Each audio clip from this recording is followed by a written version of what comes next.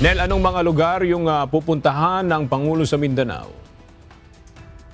Yasaga personal na titignan ni Pangulong Ferdinand Marcos Jr. ang lawak ng pinsala gayon din ang kasalukuyang sitwasyon ng mga taga Mindanao.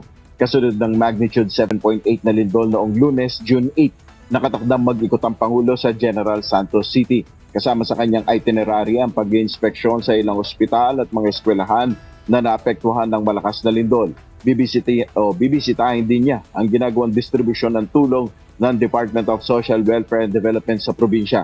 Bago ang nakatakdang pagpunta sa Gensan, nagtungo muna si PBBM sa San Francisco High School sa Quezon City kanina.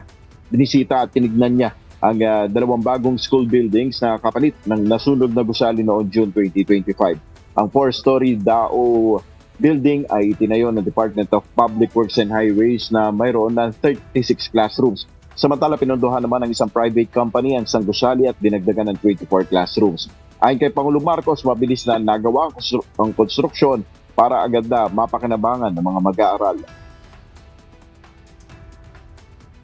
Ang pinakamaganda rin dito ay yung natapos itong construction na ito in 8 months.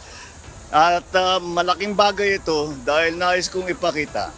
Kapag ang pera ng gobyerno ay ginagamit sa tama, ito yung kaya natin gawin. Kaya natin magtayo ng 4-story, 60 classrooms ng 8 months time. At ito, may panibago, may sprinkler system na para hindi na magkasunog ulit. At inspeksyonin nyo na mabuti. Baka sasabihin nila, AI na naman ako nandito. Pero tingnan ninyo na mabuti, makita ninyo gaano kaganda ang ating bagong classroom. And I'm very, very happy to see that the students are already using it. Dahil dito, mas magiging maluwag ang schedule ng mga mag-aaral, maging ang physical location na mas maginhawa sa lahat. Yan muna ang ating update. Balik sa iyo, Aga. Maraming salamat, Nel Mariboho.